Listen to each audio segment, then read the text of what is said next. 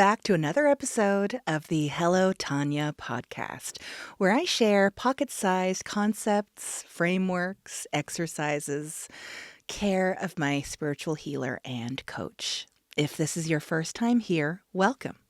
I recommend heading back to episode 1, starting from the beginning, because we do need context. Oh my goodness, we're in double digits, y'all. Welcome to episode 10. 10, 10, 10. 10s across the board. Hey. If you're watching on YouTube, you might have noticed that I'm wearing a tie with envelopes and letters on them because this week I'll be talking about forgiveness letters. And this is part 1 of 2. The idea of a forgiveness letter sounds pretty daunting. Kind of official and serious, right? Today, I'll be discussing the most important kind of forgiveness letter. And you probably guessed it. It's for yourself. I say this because when Lika first told me to start writing these letters, I was filled with fear. And I'm not sure why. It felt, like I said, really serious and really daunting and overwhelming. As with a lot of these concepts, this one goes hand in hand with letting things go, the past being an illusion, and forgiving yourself. At the start of your healing journey, I do believe this is a really, really important exercise to do, because how do you let go of the things weighing on you and your heart and your brain without acknowledging them, noting them, and forgiving yourself for them? We cannot heal or exist in a vacuum. As much as Lika tells us to focus on the present and the future, forgiveness letters are a massive part in letting go and lightening the load. And I'm also afraid to say that forgiveness letters are not a one and done, as much as we would hope they would be. Not that I'm implying that you'll be constantly doing things that you need to write forgiveness letters for. But I like to think of forgiveness letters as a bit like spring cleaning, an audit, or a fresh start. Forgiveness letters for yourself, especially the very first one, can feel like a gargantuan task. It kind of makes me think of the inner child work that I talked about. You are essentially being asked to go through a Rolodex of trauma, the chapters in your life, and really examine the things you are or maybe carrying unnecessarily or beating yourself up for.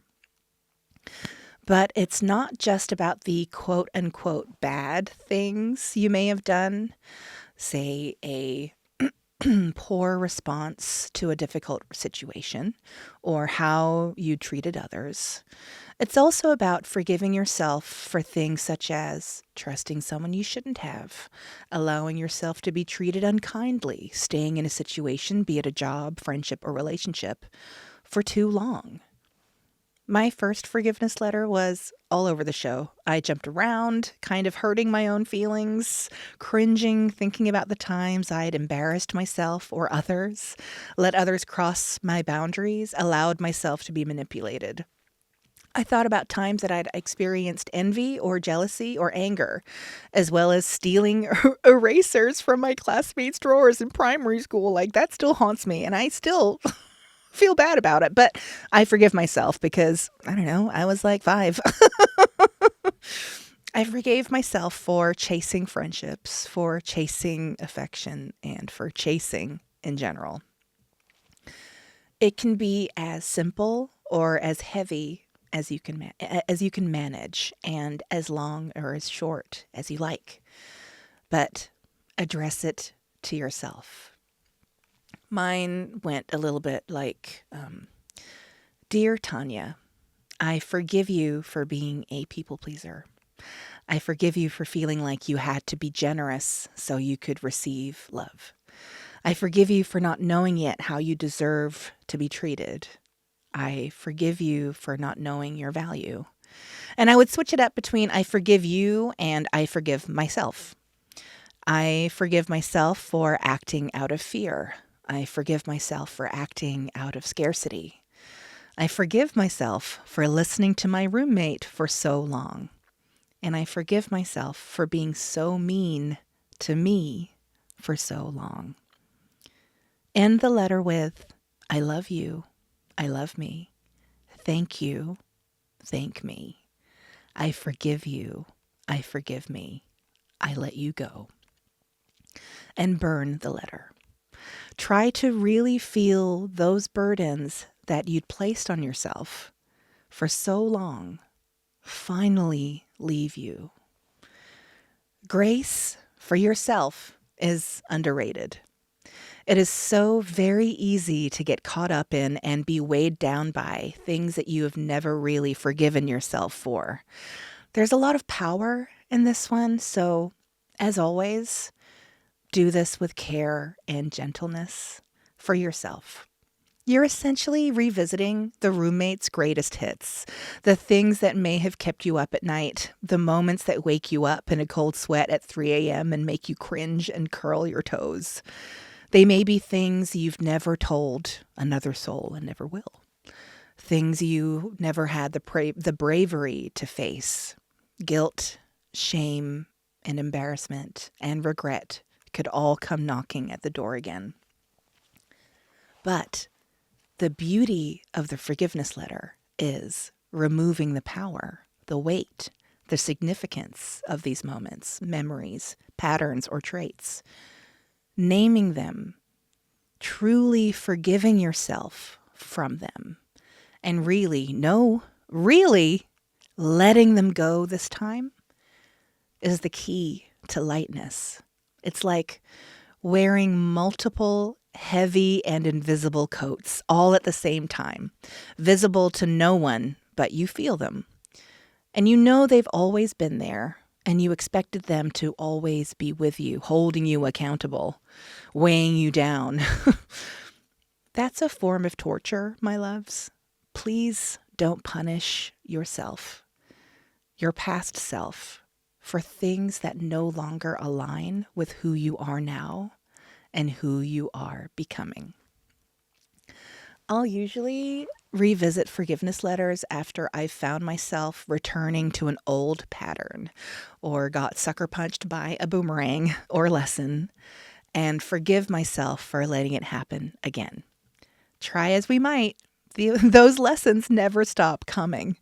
We just have to say, like I said before, thank you for the lesson. Forgive ourselves, let it go, and move on. There's no need to make a meal out of something we've done or let happen and ruminate and overthink and spiral. Oh no, I've done it again. Oh no, I've let it happen again.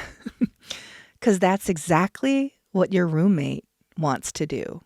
The roommate loves reruns. It doesn't like change or growth. It's not open to new. It wants to reheat those trauma nachos and make you think about that bad thing again. Don't be fooled. Leave those leftovers and reruns alone.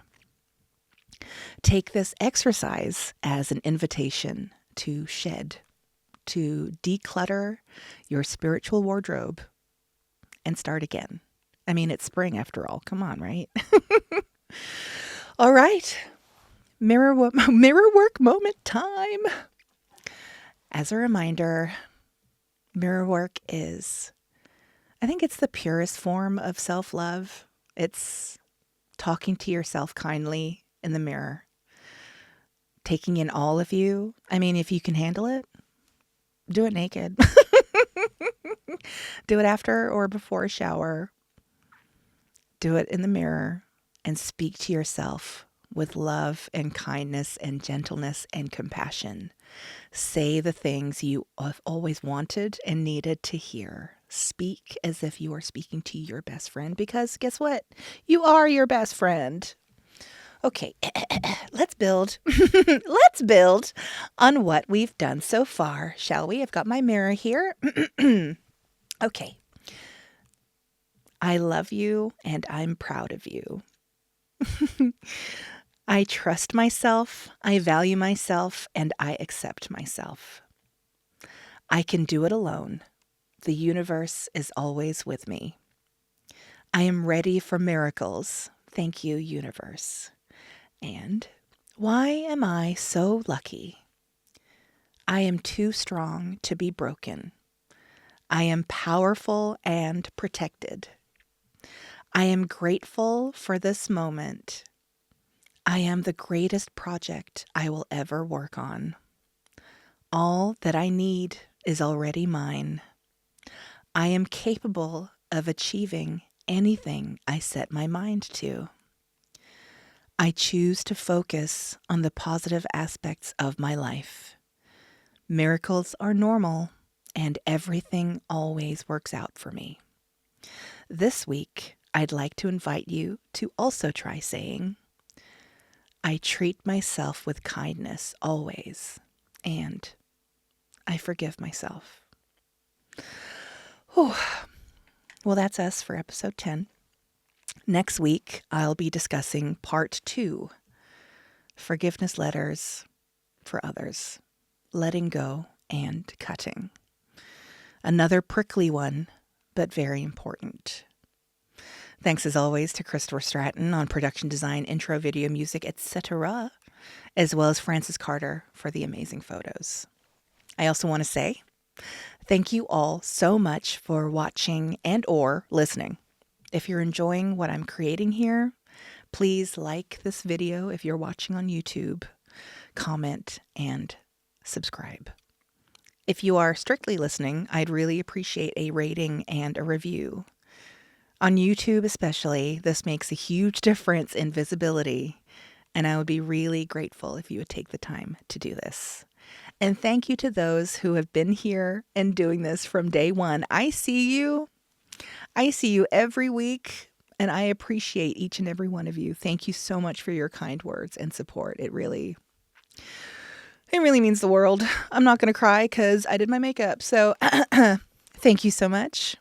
And I'll see you next week. I'm going to press the button, and I will press the right one this time. Thank you. Bye-bye.